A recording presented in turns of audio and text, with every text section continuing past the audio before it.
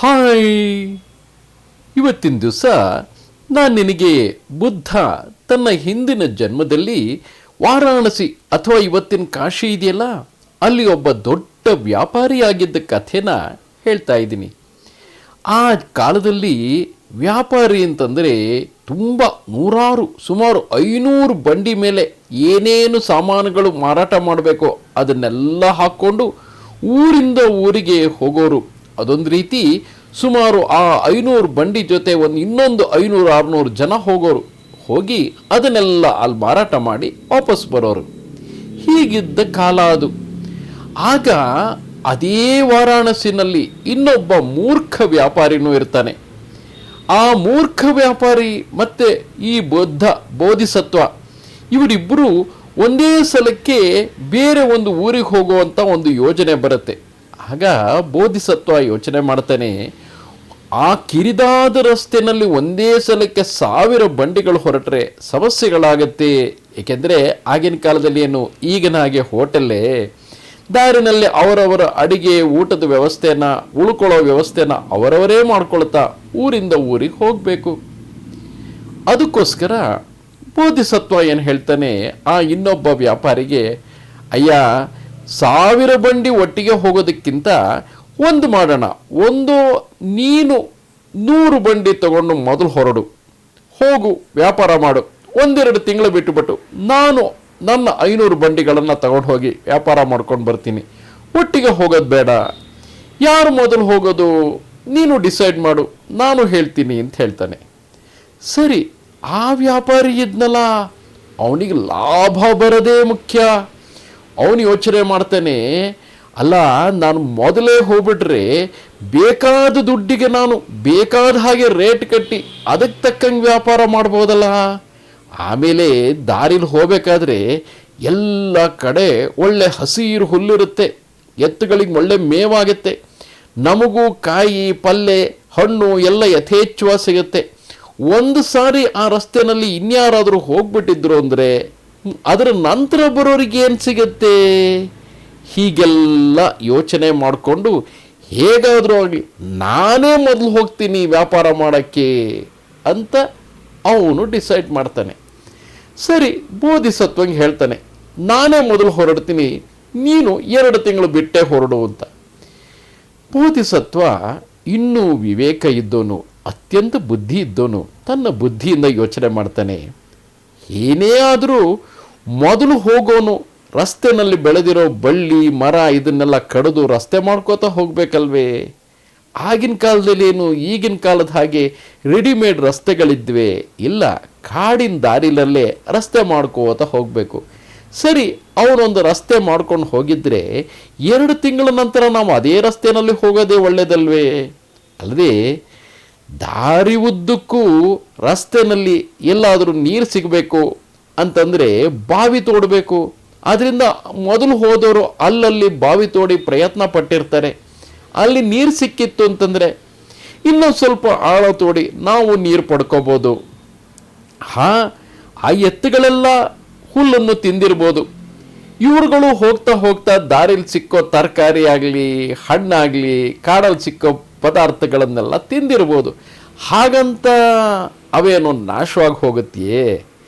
ಇವತ್ತಿನ ದಿವಸ ಎತ್ತುಗಳು ಮೇಯ್ಕೊಂಡು ಹೋದರೆ ಇನ್ನೊಂದು ತಿಂಗಳೊಳಗೆ ಮತ್ತೆ ಹೊಸ ಚಿಗುರು ಬಂದಿರುತ್ತಲ್ವಾ?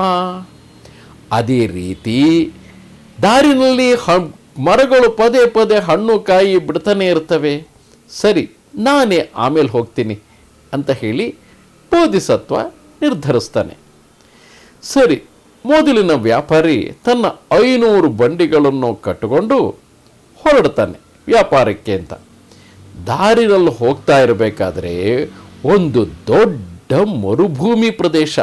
ಅದನ್ನು ಮರುಭೂಮಿ ಅಂತ ಯಾಕೆ ಹೇಳ್ತಿದ್ರು ಅಂದರೆ ಅಲ್ಲಿ ಕುಡಿಯೋಕ್ಕೆ ನೀರು ಸಿಕ್ಕಲ್ಲ, ಮೇವಿಗೆ ಅಂತ ಹುಲ್ಲು ಸಿಕ್ಕಲ್ಲ, ಹುಡುಕಿದ್ರೂ ಒಂದು ಕಡೆನೂ ಹಸಿರು ಅಂತ ಏನೂ ಇಲ್ಲ. ಅಂದರೆ ತಿನ್ನಕ್ಕಾಗಲಿ ಎತ್ತುಗಳ ಮೇವಿಗಾಗಲಿ ಕುಡಿಯೋ ನೀರಾಗಲಿ ಏನೂ ಸಿಗದೇ ಇರುವಂಥ ಪ್ರದೇಶ. ಎಲ್ಲ ವ್ಯಾಪಾರಿಗಳಿಗೂ ಅದು ಗೊತ್ತಿದ್ದಿದ್ದೆ. ಅದಕ್ಕೆ ಏನು ಮಾಡೋರು ಅಂದರೆ ಬಂಡಿಗಳಲ್ಲಿ ದೊಡ್ಡ ದೊಡ್ಡ ಬಾಂಡ್ಗಳಲ್ಲಿ ಚೆನ್ನಾಗಿ ನೀರು ತುಂಬಿಸ್ಕೊಂಡೇ ಹೊರಟು ಬಿಡೋರು. ಯಾಕಂದರೆ ಆ ಮರುಭೂಮಿ ದಾಟಕ್ಕೆ ಒಂದು 2-3 ದಿವಸ ಬೇಕಾಗ್ತಾ ಇತ್ತು ಆ ಕಾಲದಲ್ಲಿ. ಆದ್ದರಿಂದ ಆ 2-3 ದಿವಸಕ್ಕೆ ಅಥವಾ 4 ದಿವಸಕ್ಕೆ ಆಗುವಷ್ಟು ನೀರನ್ನು ತುಂಬಿಸ್ಕೊಂಡೇ ಹೊರಡೋರು. ಸರಿ, ಈ ವ್ಯಾಪಾರಿನೂ ಚೆನ್ನಾಗಿ ನೀರು ತುಂಬಿಸ್ಕೊಂಡು, ಭಾರವಾಗಿರುತ್ತೆ ನೀರು, ಬಂಡಿ ಮೇಲೆ ಎಳ್ಕೊಂಡು, ಎತ್ತುಗಳಿಗೆ ಎಳ್ಕೊಂಡು ಹೊರಡ್ತಾರೆ. ಆ ಮರುಭೂಮಿ ದಾಟ್ತಾ ಇರಬೇಕಾದ್ರೆ ಆ ಮರುಭೂಮಿಲಿ ಏನು ಗೊತ್ತಾ, ಕೆಲವು ರಾಕ್ಷಸರು ವಾಸವಾಗಿರ್ತಾರೆ. ಅವರು ಎತ್ತುಗಳನ್ನು, ಮನುಷ್ಯರನ್ನು ಹೊಡೆದು ಸಾಯಿಸಿ ಅವ್ರ ಮಾಂಸ ತಿನ್ನೋವಂಥವ್ರು. ಹಾಗಂತ ಅವರೇನು ತುಂಬ ಬಲಶಾಲಿಗಳು ಅಂತ ಅಲ್ಲ, ಇವರು ಏನು ಕಡಿಮೆ ಇರ್ತಾರೆಯೇ, 500 ಬಂಡಿ ಅಂದರೆ ಅದ್ರ ಜೊತೆಗೆ ಒಂದು 600-700 ಜನ ಇರ್ತಾರೆ. ಅವ್ರ ಕೈಯಲ್ಲಿ ಕತ್ತಿ, ಕುಡುಗೋಲು ಎಲ್ಲ ಇರುತ್ತೆ. ಹಾಗಿದ್ದಾಗ ಯಾವ ರಾಕ್ಷಸರಾಗಲಿ, ಕಾಡು ಮನುಷ್ಯರಾಗಲಿ ಇವ್ರ ಮೇಲೆ ದಾಳಿ ಮಾಡೋಕ್ಕಾಗತ್ತಾ? ಆದರೆ ಅವರು ಬುದ್ಧಿ ಉಪಯೋಗಿಸ್ತಾರೆ.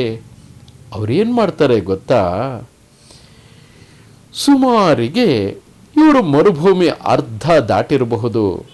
ಅಷ್ಟೊತ್ತಿಗೆ ಸರಿಯಾಗಿ ಆ ರಾಕ್ಷಸರು, ಕಾಡು ಮನುಷ್ಯರು ಅಂತ ಹೇಳಿದ್ನಲ್ಲ, ಅವರು ಎದುರುಗಡೆಯಿಂದ ಗಾಡೀಲಿ ಕೂತ್ಕೊಂಡು ಬರ್ತಾರೆ. ಹೇಗೆ ಬರ್ತಾರೆ? ಮೈಯೆಲ್ಲ ಒದ್ದೆ ಮಾಡ್ಕೊಂಡಿರ್ತಾರೆ, ಮೈಯಿಂದ ನೀರು ತೊಟ್ಟಿಗ್ತಾ ಇರುತ್ತೆ, ಕೈಯಲ್ಲಿ ತಾವರೆ ಹೂವು ಇಟ್ಕೊಂಡಿರ್ತಾರೆ. ತಾವರೆ ಹೂವೆಲ್ಲಾದರೂ ಮರುಭೂಮಿಲಿ ಸಿಗುತ್ತಾ? ಸಾಧ್ಯನೇ ಇಲ್ಲ. ಅವರು ಆ ತಾವರೆ ದಂಟನ್ನು ಕಚ್ಚಿ ಕಚ್ಚಿ ನೋಡ್ತಾ ಇರ್ತಾರೆ, ತಿಂತಾ ಇರ್ತಾರೆ. ಅಂದರೆ ಅಲ್ಲಿ ಎಲ್ಲೋ ಆಗಷ್ಟೇ ತಾವರೆ ಹೂ ಬಿಟ್ಟಿದೆಯೇನೋ, ಅಲ್ಲೆಲ್ಲೋ ಕೊಳ ಇರಬೇಕು, ನೀರಿನ ಸೆಲೆ ಇರಬೇಕು ಅನ್ನೋ ಹಾಗೆ ನಾಟಕ ಆಡ್ತಾರೆ. ಈ ವ್ಯಾಪಾರಿ ಹೊರಟಿದ್ನಲ್ಲ, ಈ ವ್ಯಾಪಾರಿ ಎದುರುಗಡೆಯಿಂದ ತಾವೂ ಇದೇ ರೀತಿ ಸಾಮಾನ್ಯ ಜನರು ಅನ್ನೋ ಹಾಗೆ ಅವರೊಂದು 50-100 ಜನ ಇರ್ತಾರೆ. ಅವರುಗಳು ಎದುರುಗಡೆ ಬರ್ತಾರೆ, ಮೈಯೆಲ್ಲ ಒದ್ದೆ ಆಗಿರುತ್ತೆ. ಇವ್ರಿಗೆ ನೋಡಿ ಆಶ್ಚರ್ಯ, ಅಲ್ಲಯ್ಯ ಇದು ಮರುಭೂಮಿ, ಮರುಭೂಮಿಲೆಲ್ಲಾದರೂ ಮಳೆ ಆಗೋಕ್ಕೆ ಅಥವಾ ನೀರಿರೋದಕ್ಕೆ ಸಾಧ್ಯನಾ? ಆಗ ನಾನು ಹೇಳಿದ್ನಲ್ಲ, ರಾಕ್ಷಸರು, ಕಾಡು ಮನುಷ್ಯರು ಅವರೆಲ್ಲ ವೇಷ ಮರೆಸ್ಕೊಂಡಿರ್ತಾರೆ. ಅವ್ರೇನು ಹೇಳ್ತಾರೆ ಗೊತ್ತಾ, ಅಯ್ಯೋ ನೀವು ಯಾಕೆ ಯೋಚನೆ ಮಾಡ್ತೀರಾ, ಯಾವತ್ತೂ ಆಗದೆ ಇರೋಷ್ಟು ಈ ಸಲ ತುಂಬ ಮಳೆ ದಬ ದಬ ದಬ ದಬ ಸುರಿತಾ ಇದೆ. ಆ ಸುರಿತಿರೋ ಮಳೆಗೆ ನೀವು ಹೋಗ್ತಾ ಇರೋ ದಾರಿಯಲ್ಲಿರೋ ಹಳ್ಳ ಕೊಳ್ಳ ಎಲ್ಲ ತುಂಬಿ ಹರಿತಾ ಇದೆ, ಬೇಕಾದಷ್ಟು ನೀರಿದೆ. ನೀವ್ಯಾತಕ್ಕೆ ಇಷ್ಟಿಷ್ಟು ದೊಡ್ಡ ದೊಡ್ಡ ಬಾಂಡ್ಗಳಲ್ಲಿ ನೀರು ಹೊತ್ಕೊಂಡು ಹೋಗ್ತಾ ಇದ್ದೀರಾ? ಅದೆಲ್ಲ ಏನು ಬೇಕಾಗಿಲ್ಲ, ಅದೆಲ್ಲ ಏನು ಬೇಡ, ಚೆಲ್ಬಿಡಿ. ಅಲ್ಲಿ ಹೋದರೆ ಜಲಾಶಯಗಳು ಬೇಕಾದಾಗ ತುಂಬಿ ತುಳುಕಾಡ್ತಾ ಇದ್ದಾವೆ, ಯಾಕೆ ಒದ್ದಾಡ್ತೀರಾ ಇಷ್ಟು ಕಷ್ಟಪಟ್ಟು? ಇನ್ನೊಂದು ಅರ್ಧ ದಿನ ನೀವು ಪ್ರಯಾಣ ಮಾಡೋಷ್ಟೊತ್ತಿಗೆ ನಿಮಗೆ ದೊಡ್ಡ ದೊಡ್ಡ ಜಲಾಶಯಗಳು ಸಿಗುತ್ತೆ. ನಾವು ನೋಡಿ ಮಳೆಯಲ್ಲಿ ನೆನ್ಕೊಂಡು ಮೈಯೆಲ್ಲ ಒದ್ದೆಯಾಗಿ ಹಾಗೇ ಬರ್ತಾ ಇದ್ದೀವಿ, ದಾರಿಲೆಲ್ಲೋ ಒಣಕೊಳ್ಳುತ್ತೆ ಅಂತ ಹೇಳಿ ಒಂದಷ್ಟು ಸುಳ್ಳು ಹೇಳ್ತಾರೆ. ಆದರೆ ಈ ವರ್ತಕ ಯೋಚನೆ ಮಾಡಬೇಕಲ್ವಾ, ಮರುಭೂಮಿ ಪ್ರದೇಶದಲ್ಲೆಲ್ಲಾದರೂ ಮಳೆ ಬರುತ್ತಾ, ಅಲ್ಲೆಲ್ಲಾದರೂ ನೀರು ತುಂಬಿಕೊಳ್ಳೋದಕ್ಕೆ ಸಾಧ್ಯನಾ? ಆದರೆ ತುಂಬ ದಡ್ಡ ಅವನು, ಯೋಚನೆನೇ ಮಾಡಲ್ಲ. ಅಯ್ಯೋ ನಾವು ನೋಡಲಿಲ್ವೇ, ಅವ್ರ ಮೈಯೆಲ್ಲ ಒದ್ದೆ ಆಗಿತ್ತಲ್ವೇ, ಒದ್ದೆ ಮೈನಲ್ಲೇ ಒದ್ದೆ ಬಟ್ಟೆನಲ್ಲಿ ಬರ್ತಿದ್ರಲ್ಲ, ತಲೆಯಿಂದ ನೀರು ತೊಟ್ಟಿಗ್ತಾ ಇತ್ತು, ಅದಕ್ಕೇನಂತೆ ಒಂದು ಚಮ್ ನೀರು ತಲೆ ಮೇಲೆ ಹಾಕೊಂಡ್ರು ಮೈಯಲ್ಲಿ ನೀರು ತೊಟ್ಟಿಗ್ತಾ ಇರುತ್ತೆ. ಹಾ ದಡ್ಡ ವ್ಯಾಪಾರಿ ಇರೋ ಬರೋ ನೀರನ್ನೆಲ್ಲ ಚೆಲ್ಲಿ ಗಾಡಿ ಹಗುರಾಯಿತು, ಬೇಗ ಬೇಗ ಹೋಗ್ಬೋದು ಅಂತ ಹೇಳಿ ಹೊರಟು ಬಿಡ್ತಾನೆ. ಅರ್ಧ ದಿವಸ ಆಯಿತು, ಒಂದು ದಿನ ಇಡೀ ಕಳೀತು, ಎಲ್ಲೂ ನೀರಿನ ಸುಳುವೇ ಇಲ್ಲ, ಮಳೆನೂ ಆಗ್ತಿಲ್ಲ, ಏನು ಮಾಡಬೇಕು ಅಂತ ಗೊತ್ತಿಲ್ಲ. ಅಷ್ಟೊತ್ತಿಗೆ ಸಂಜೆಯಾಗಿ ಕತ್ಲು ಆಗ್ತಾ ಬಂತು, ರಾತ್ರಿ ಹೊತ್ತು ಹೋಗೋಕ್ಕಾಗತ್ತೆಯೇ? ಸರಿ, ಅಲ್ಲೇ ಒಂದು ಕಡೆ ಬಂಡಿ ನಿಲ್ಲಿಸಿದ್ರು. ಏನಾದರೂ ತಿನ್ನೋಣ ಅಂತಂದರೆ ಅಲ್ಲಿ ಎಲ್ಲೂ ಎತ್ತುಗಳಿಗೆ ಮೇವಿಲ್ಲ, ಹಸಿರಿಲ್ಲ, ಏನೂ ಇಲ್ಲ. ಆ ಕಳ್ಳರಿದ್ರಲ್ಲ, ಬೇಕಾದಾಗ ಹಸಿರಿದೆ, ಅಲ್ಲೇನು ಬೇಕಾದ ನೀರು ಮಳೆ ಸುರಿತಾ ಇದೆ ಅಂತೆಲ್ಲ ಕತೆ ಬಿಟ್ಟಿದ್ರು. ಈ ಮೂರ್ಖ ವ್ಯಾಪಾರಿ ಅದೆಲ್ಲ ನಿಜ ಅಂತ ತಿಳ್ಕೊಂಡು, ಇತ್ತ ಪ್ರಾಣಿಗಳಿಗೂ ಮೇವಿಲ್ಲ, ಮನುಷ್ಯರಿಗೆ ಕುಡಿಯೋಕ್ಕೂ ನೀರಿಲ್ಲ, ಪ್ರಾಣಿಗಳಿಗೂ ಕುಡಿಯೋಕ್ಕೆ ನೀರಿಲ್ಲ. ಆ ಎತ್ತುಗಳೆಲ್ಲ ಸುಸ್ತಾಗಿ ನೆಲಕ್ಕೆ ಹೊರಗ್ಬಿಟ್ವು. ಇವ್ರುಗಳಿಗೂ ನೀರು ಕುಡಿಯೋಕ್ಕಿರಲಿಲ್ವಾ? ಇವರಿಗೂ ತಿನ್ನಕ್ಕೇನೂ ಇರಲಿಲ್ವಾ? ತಿನ್ನಕ್ಕೇನೋ ಒಂದಿಷ್ಟಿತ್ತು, ಆದರೆ ಬರೀ ತಿಂದರೆ ಆಗತ್ತಾ? ನೀರು ಕುಡಿಬೇಕು ತಾನೇ. ನೀರು ಕುಡಿದಲೇ ಎಲ್ಲರೂ ಆ ಮರುಭೂಮಿನಲ್ಲಿ ಸುಸ್ತಾಗಿ ಕೂತ್ಕೊಂಡ್ರು. 500-600 ಜನ ಇದ್ದರು. ಆದರೆ ಏನು ಪ್ರಯೋಜನ? ಕುಡಿಯೋಕ್ಕೆ ನೀರೇ ಇಲ್ಲದೆ ಆಯಾಸವಾಗಿದ್ದಾಗ ಬರೀ ಆ 50-100 ಜನ ಕಳ್ಳರಿದ್ರಲ್ಲ, ದಿಢೀರಂತ ಅರ್ಧ ರಾತ್ರಿನಲ್ಲಿ ಇವ್ರ ಮೇಲೆ ಅಟ್ಯಾಕ್ ಮಾಡಿಬಿಟ್ರು. ಇವ್ರ ಮೇಲೆ ದಾಳಿ ಮಾಡಿ ಅಲ್ಲಿದ್ದಿದ್ದ ಎತ್ತುಗಳನ್ನೆಲ್ಲ ಸಾಯಿಸಿ, ಇವ್ರುಗಳನ್ನು ಎಲ್ಲ ಸಾಯಿಸಿ, ಅವ್ರಿಗೆ ಏನೇನು ಬೇಕೋ ಎಲ್ಲ ಎತ್ಕೊಂಡು ಹೋದರು. ಹೀಗಾಗಿ ಆ ವ್ಯಾಪಾರಿ ಮರುಭೂಮಿನಲ್ಲೇ ನಾಶವಾಗಿ ಹೋದ. ಯಾಕೆ ನಾಶವಾದ? ಯೋಚನೆ ಮಾಡಬೇಕಲ್ವಾ? ಯಾರಾದರೂ ಏನಾದರೂ ಹೇಳಿದರೆ ಇವ್ರು ಹೇಳ್ತಾ ಇರೋದು ಸರಿನೋ ತಪ್ಪೋ ಅನ್ನೋ ಬಗ್ಗೆ ನಮ್ಮ ಬುದ್ಧಿ ಉಪಯೋಗಿಸ್ಬೇಕಲ್ವಾ? ಇರಲಿ, ಮುಂದೆ 2 ತಿಂಗಳು ಕಳೀತು. ಆಗಿನ ಕಾಲದಲ್ಲಿ ಏನು ಈಗಿನ ಹಾಗೆ ಸಮಾಚಾರ ಸುದ್ದಿ ಏನಾದರೂ ತಿಳಿತಿತ್ತ? ಏನೂ ಇಲ್ಲ. ಹೋದವ್ರು ಹೋದರು. 2 ತಿಂಗಳ ನಂತರ ಯಾರಾದರೂ ಅವರನ್ನು ಹುಡ್ಕೊಂಡು ಹೋದರೆ ಗೊತ್ತು ಅವರು ಬದುಕಿದಾರೋ ಇಲ್ವೋ ಅಂತ. ಹೀಗೆ ಬೋಧಿಸತ್ವ 2 ತಿಂಗಳು ಕಳೆದ ಮೇಲೆ ಅದೇ ಮಾರ್ಗವಾಗಿ ತಾನು 500 ಬಂಡಿ ಕಟ್ಟಿಸ್ಕೊಂಡು ಹೊರಡ್ತಾನೆ. ಇವರು ಹಾಗೆ ಹೊರಡ್ತಾರೆ. ಆ ಬೋಧಿಸತ್ವನ 500 ಬಂಡಿಲಿ ಹೋಗ್ತಿರೋ ಜನಗಳಿಗೂ ದಾರಿನಲ್ಲಿ ಅದೇ ಮರುಭೂಮಿ ಸಿಗತ್ತೆ. ಇವರಿಗೂ ಗೊತ್ತು ಮರುಭೂಮಿನಲ್ಲಿ ನೀರು ಸಿಗೋಲ್ಲ ಅಂತ. ಅದಕ್ಕೋಸ್ಕರ ಇವರುವೆ ದೊಡ್ಡ ದೊಡ್ಡ ಭಾಂಡಗಳಲ್ಲಿ ಚೆನ್ನಾಗಿ ನೀರು ತುಂಬಿಕೊಂಡು ಹೊರಡ್ತಾರೆ. ಹೊರಟಾಗಲೇ ಬೋಧಿಸತ್ವ ಹೇಳ್ತಾನೆ, ನಾನು ಅನುಮತಿ ಕೊಡದೆ ಯಾರು ನೀರನ್ನು ವೇಸ್ಟ್ ಮಾಡಿಕೊಡೋದು. ಎಲ್ಲರೂ ಸಹ ಆ ನೀರನ್ನ ಇನ್ನು 3-4 ದಿನ ಎಚ್ಚರಿಕೆಯಿಂದ ಬಳಸಬೇಕು. ನಾವು ಮರುಭೂಮಿ ದಾಟಿ ನಮಗೆ ಬೇರೆ ನೀರಿನ ಸೆಲೆ ಸಿಗೋ ತನಕ ನಾವಿದನ್ನು ಎಚ್ಚರಿಕೆಯಿಂದ ಕಾಪಾಡಿಕೊಳ್ಬೇಕು. ಹೀಗೆ ಹೇಳ್ಕೋತಾ ಅವರು ಮರುಭೂಮಿನಲ್ಲಿ ಹೋಗ್ತಿರ್ತಾರೆ. ಆ ಕಳ್ಳರ ಗುಂಪಿತ್ತಲ್ಲ, ಆ ಗುಂಪು ಈ ಬೋಧಿಸತ್ವ ಬರ್ತಾ ಇರೋದು ನೋಡಿ ಅವ್ರ ಹತ್ರನೂ ಅದೇ ನಾಟಕ ಆಡ್ತಾರೆ. ಮೈಯೆಲ್ಲ ನೀರು ಸುರಿಸ್ಕೋತಾ, ತಲೆಯಿಂದ ನೀರು ತೊಟ್ಟಿಕ್ಕೋತಾ ಒದ್ದೆ ಮೈಯಲ್ಲಿ ಇವ್ರ ಎದುರಿ ಬರ್ತಾರೆ. ಮತ್ತೆ ಅದೇ ಸುಳ್ಳು ಹೇಳ್ತಾರೆ. ಅಯ್ಯೋ, ಅಲ್ಲಿ ತುಂಬ ಮಳೆ ಬೀಳ್ತಾ ಇದೆ, ಎಲ್ಲ ಹಸಿರಾಗ್ಬಿಟ್ಟಿದೆ, ಅಲ್ಲಿರುವ ಜಲಾಶಯಗಳಲ್ಲೆಲ್ಲ ನೀರು ತುಂಬಿ ಹರಿತಾ ಇದೆ. ಬೋಧಿಸತ್ವನು ಅವ್ರು ಹೇಳಿದ್ದೆಲ್ಲ ಕೇಳ್ಕೊತಾನೆ, ಹೌದಾ, ಸರಿ. ಅಯ್ಯೋ, ನೀವು ಯಾಕೆ ನೀರು ತುಂಬಿಸ್ಕೊಂಡು ಹೋಗ್ತಾ ಇದ್ದೀರಾ? ಆ ನೀರು ಬಂಡಿ ಮೇಲೆ ಭಾರ ಆಗತ್ತಪ್ಪ. ಆ ನೀರೆಲ್ಲ ಚೆಲ್ಲಿ ಇನ್ನು ಸ್ವಲ್ಪ ದೂರ ಅರ್ಧ ದಿವಸ ಹೋಗೋದ್ರೊಳಗೆ ನಿಮಗೆ ಯಥೇಚ್ಛವಾಗಿ ನೀರು ಸಿಗುತ್ತೆ. ಕಳ್ಳರು ಹೇಳಿದ್ದೇ ಹೇಳ್ತಾರೆ. ಬೋಧಿಸತ್ವ ಅವ್ರು ಯಾರ ಮಾತು ಕೇಳೋಲ್ಲ. ಸರಿ, ಬೋಧಿಸತ್ವನ ಜೊತೆಯಲ್ಲಿರ್ತಾರಲ್ಲ ಅವರಿಗೆಲ್ಲ ಸಿಟ್ಟು ಬರುತ್ತೆ. ಅಲ್ಲ, ಆ ಜನರನ್ನು ನೋಡಿದ್ರೆ ಗೊತ್ತಾಗಲ್ವಾ ನಿನಗೆ? ಅವ್ರ ಮೈಯೆಲ್ಲ ಒದ್ದೆ ಆಗಿತ್ತು, ಅವ್ರು ಮಳೆಯಲ್ಲಿ ನೆನ್ಕೊಂಡು ಬರ್ತಾ ಇದ್ರು. ಮಳೆಯಲ್ಲಿ ನೆನ್ಕೊಂಡು ಬಂದಿದ್ದರಿಂದನೇ ಅವ್ರ ತಲೆಯಿಂದ ನೀರು ತೊಟ್ಟಿಗ್ತಾ ಇತ್ತಲ್ವಾ? ಹಾಗಿದ್ರು ನೀನು ನೀರನ್ನು ಹೊತ್ಕೊಂಡು ಹೋಗೋಣ ಅಂತೀಯಲ್ಲ. ಸುಮಾರು 50-60 ಬಂಡಿಲ್ ನೀರು ತುಂಬ್ಕೊಂಡಿದ್ದೀವಿ, ಅದು ಸುಮ್ಮನೆ ಜಾಸ್ತಿ ಆಗುತ್ತೆ, ಭಾರ ಆಗುತ್ತೆ, ಆ ನೀರನ್ನೆಲ್ಲ ಇಲ್ಲಿ ಚೆಲ್ಬಿಡೋಣ ಅಂತಾನೆ.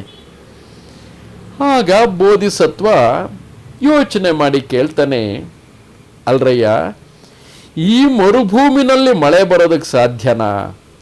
ಇರಲಿ, ಯೋಚನೆ ಮಾಡೋಣ. ನೋಡಿ, ಮಳೆ ಬಂದರೆ ಮಳೆ ಬರೋದಕ್ಕೆ ಮುಂಚೆ ಒಂದು ತಣ್ಣನೆ ಗಾಳಿ ಬೀಸ್ಕೊಂಡು ಬರುತ್ತಲ್ವಾ? ಆ ಗಾಳಿನಲ್ಲಿ ಮಳೆ ಬರ್ತಾ ಇದೆ ಅನ್ನೋದ್ರ ಸೂಚನೆ, ವಾಸನೆ ಇರುತ್ತಲ್ವಾ? ಮಣ್ಣಿನ ವಾಸನೆ ಇರುತ್ತೆ, ನೋಡಿದ್ದೀರಾ? ಈಗ ನೆಕ್ಸ್ಟ್ ಬೇಸಿಗೆ ಕಾಲ ಶುರುವಾಗತ್ತಲ್ಲ, ಬೇಸಿಗೆ ಮುಗಿದು ಮೊದಲನೇ ಮಳೆ ಬರುತ್ತಲ್ಲ, ಎಷ್ಟು ಚೆನ್ನಾಗಿ ಮಣ್ಣಿನ ವಾಸನೆ ಬರುತ್ತೆ. ಗಮನಿಸ್ಕೊಳ್ಳಿ, ಅದು ಮಳೆ ಬರ್ತಾ ಇದೆ ಎಲ್ಲೋ ಅನ್ನೋದ್ರ ಸೂಚನೆ. ಆ ಥರ ಏನಾದರೂ ವಾಸನೆ ಬಂತಾ ಅಂತ ಕೇಳ್ತಾನೆ. ಇಲ್ವಲ್ಲ, ನಮ್ಗೆ ಯಾರಿಗೂ ವಾಸನೆ ಬಂದಿಲ್ಲ, ಆ ತಣ್ಣನೆ ಗಾಳಿ ಕೂಡ ಬೀಸಿಲ್ಲ. ಅದೇ ರೀತಿ ಮೋಡ ಬರಬೇಕಾದ್ರೆ ಮಿಂಚು ಬರಬೇಕಲ್ವಾ? ಮಳೆ ಬರಬೇಕಾದ್ರೆ ಮಿಂಚಿರ್ಬೇಕಲ್ವಾ? ಯಾರಿಗಾದರೂ ರಾತ್ರಿ ಹೊತ್ತಲ್ಲಿ ಮಿಂಚಿದ್ದು ಕಾಣಿಸ್ತಾ? ಹೌದಲ್ವಾ? ನಮ್ಗೆ ಯಾರಿಗೂ ಮಿಂಚು ಗಿಂಚು ಏನು ಕಾಣಿಸ್ತಿಲ್ವಲ್ಲ. ಅದು ಸರಿ, ಹೋಗ್ಲಿ ಗುಡುಗಿದ ಶಬ್ದನಾದ್ರೂ ಕೇಳ್ತಾ? ಹೌದು, ನಮ್ಗೆ ಯಾರಿಗೂ ಗುಡುಗಿನ ಶಬ್ದ ಮಿಂಚು ಏನೂ ಕಾಣಿಸಿಲ್ಲ, ಗುಡುಗಿನ ಶಬ್ದನೂ ಕೇಳಿಸಿಲ್ಲ. ನೋಡಿದ್ರಾ? ಹೋಗ್ಲಿ ಮೋಡನಾದ್ರೂ ಕಾಣಿಸ್ತಾ? ಒಂದಿಷ್ಟು ಮೋಡ, ಯಾಕಂದ್ರೆ ಮೋಡ ದೂರದಿಂದನೇ ಕಾಣಬೇಕಲ್ವಾ, ಮಿಂಚು ದೂರದಿಂದನೇ ಕಾಣಿಸುತ್ತಲ್ವಾ. ಮೋಡ ಏನಾದರೂ ಕಾಣಿಸ್ತಾ? ಇಲ್ಲ. ಆಕಾಶದಲ್ಲಿ ಬರೀ ಬಿಳಿ ಮೋಡ ಬಿಟ್ರೆ ಕಪ್ಪು ಮೋಡ ಎಲ್ಲೂ ಕಾಣ್ತಿಲ್ಲ. ಹೀಗಿರಬೇಕಾದ್ರೆ ತಣ್ಣನೆ ಗಾಳಿ ಇಲ್ಲ, ಒಂದು ಮಿಂಚು ಕೂಡ ಕಣ್ಣಿಗೆ ಬಿದ್ದಿಲ್ಲ, ಒಂದು ಗುಡುಗು ಕೂಡ ಗುಡುಗಿನ ಶಬ್ದನೇ ಕೇಳಿಲ್ಲ, ಒಂದು ಮೋಡನೂ ನೋಡಿಲ್ಲ. ಮಳೆ ಮೋಡ ಅಂದರೆ ನೋಡಿದ್ದೀರಾ ಹೇಗಿರುತ್ತೆ ಅಂತ? ಕಪ್ಪಗಿರುತ್ತೆ. ಮುಂದಿನ ಸಾರಿ ಮಳೆಗಾಲ ಬಂದಾಗ ಗಮನಿಸ್ಕೊಳ್ಳಿ, ಇದ್ಯಾವ ಸೂಚನೆಯೂ ಇಲ್ಲದೆ ಇದ್ದಾಗ ಅವ್ರು ಯಾರೋ ಹೇಳಿದ್ರು ಅಂತ ನಂಬಿ ಬಿಡೋಕ್ಕಾಗತ್ತಾ? ಹಾಗೆ ಯಾರೋ ಹೇಳಿದ್ರು ಅಂತ ನಂಬಿ ಬಿಡಬಾರದು. ನಾವೇ ವಿವೇಚನೆಯಿಂದ ಅಲ್ಲಿ ಹೋಗಿ ನೋಡೋಣ. ನಿಜವಾಗಲೂ ಅಲ್ಲೇನಾದರೂ ನೀರಿದ್ರೆ, ಜಲಾಶಯ ಇದ್ರೆ ಸಂತೋಷ. 2 ದಿವಸ ನಾವು ನಡಿಬೇಕಾಗಿದೆ, ಇನ್ನೂ 2-3 ದಿನ ನಡಿಬೇಕಾಗಿದೆ, ಅದರಿಂದ ಇನ್ನೂ ಅರ್ಧದಲ್ಲಿದ್ದೀವಿ. ಅಷ್ಟೊತ್ತಿಗೆ ನಮ್ಮ ನೀರೆಲ್ಲ ಚೆಲ್ಬಿಡೋಣ, ಹೊಸ ನೀರು ತುಂಬಿಕೊಳ್ಳೋಣ. ಅದರಿಂದ ಯೋಚನೆ ಮಾಡಬೇಡಿ, ಮುಂದಿನ ನೀರಿನ ಸೆಲೆ ಸಿಗೋ ತನಕ ಈ ನೀರನ್ನು ಚೆಲ್ಲೋದು ಬೇಡ ಅಂತ ಹೇಳಿ ಮುಂದೆ ಹೋಗ್ತಾರೆ. ಏನು ನೋಡ್ತಾರೆ? ಅರ್ಧ ದಿವಸ ಹೋಗೋ ಅಷ್ಟೊತ್ತಿಗೆ ದಾರಿನಲ್ಲಿ ಮೊದಲು ಹೋಗಿದ್ನಲ್ಲ ಆ ಮೂರ್ಖ ವ್ಯಾಪಾರಿ, ಅವನು 500 ಬಂಡಿಗಳು ಮರುಭೂಮಿನಲ್ಲಿ ನಿಂತಿಯಾವೆ. ಎತ್ತುಗಳು ಸುಳಿವಿಲ್ಲ, ಮನುಷ್ಯರು ಎಲ್ಲ ಸತ್ತಲ್ಲಿ ಬಿದ್ದಿದ್ದಾರೆ, ಬರೀ ಮೂಳೆ ಚಕಳಾಗ್ಬಿಟ್ಟಿದ್ದಾರೆ. ಆಗ ಎಲ್ರಿಗೂ ಅರಿವಾಗುತ್ತೆ, ಓಹೋ, ನಮ್ಮ ಎದುರುಗಡೆ ಬಂದವರು ಅದೇ ಕಾಡು ಮನುಷ್ಯರು, ಅವರು ನಮ್ಮನ್ನು ಮೋಸ ಮಾಡಕ್ಕೆ ಬಂದಿದ್ರು. ಈ ವ್ಯಾಪಾರಿನೂ ಅವರಿಂದಾಗಿ ಮೋಸ ಹೋಗಿರಬೇಕು ಅಂತ. ಸರಿ, ಏನು ಮಾಡೋಕ್ಕಾಗತ್ತೆ? ಹೋದವ್ರು ಹೋದರು, ಅವ್ರನ್ನೇನು ಉಳ್ಸಕ್ಕೆ ಬರಲ್ಲ. ಆ ಗಾಡಿನಲ್ಲಿ ಏನಾದರೂ ಬೆಲೆ ಬಾಳೋ ಸಾಮಾನುಗಳು ಏನೇನಿತ್ತೋ ಅದನ್ನೆಲ್ಲ ತೆಗೆದು ತನ್ನ ಗಾಡೀಲಿ ಹಾಕ್ಕೊಂಡು ಆ ಬೆಲೆ ಬಾಳೋ ಸಾಮಾನು ಎಲ್ಲ ತಗೊಂಡು ಹೋಗಿ ಮುಂದಿನ ಊರಲ್ಲಿ ಚೆನ್ನಾಗಿ ವ್ಯಾಪಾರ ಮಾಡಿ ಚೆನ್ನಾಗಿ ಸಮೃದ್ಧವಾಗೆಲ್ಲ ತಗೊಂಡು ಬೋಧಿಸತ್ವ ತನ್ನ ಊರಿಗೆ ಮರಳಿ ಬರ್ತಾನೆ. ನೋಡಿದ್ರಾ ಹೇಗೆ ನಮ್ಮ ಜೀವನದಲ್ಲಿ ಜನ ದಾರಿ ತಪ್ಪಿಸೋ ಸಾಧ್ಯತೆ ಇದ್ದೇ ಇರುತ್ತೆ. ಸುಳ್ಳು ಹೇಳಿ ನಮ್ಮ ದಾರಿನ ಹಾಳು ಮಾಡಿಬಿಡ್ತಾರೆ. ಎಚ್ಚರಿಕೆಯಿಂದ ಇರಬೇಕು. ದೇವರು ಪ್ರತಿಯೊಬ್ಬರಿಗೂ ಬುದ್ಧಿ ಅಂತ ಕೊಟ್ಟಿದ್ದಾನೆ ತಲೆನಲ್ಲಿ, ಆ ಬುದ್ಧಿನ ಬಳಸ್ಕೋಬೇಕು. ಯಾರೋ ಹೇಳಿದರು ಅಂತ ಕೂಡಲೇ ಕೇಳಿಬಿಡಬಾರ್ದು ಅಲ್ವೇ? ಬೋಧಿಸತ್ವ ಅಷ್ಟು ಬುದ್ಧಿವಂತಿಕೆಯಿಂದ ಇದ್ದಿದ್ದರಿಂದನೇ ಎಷ್ಟೋ ಜನ್ಮಗಳ ಕಳೆದ ಮೇಲೆ ಅವನೇ ಬುದ್ಧ ಆಗ್ತಾನೆ. ನೀವು ಹಾಗೆ ಆಗಬೇಕಲ್ವಾ?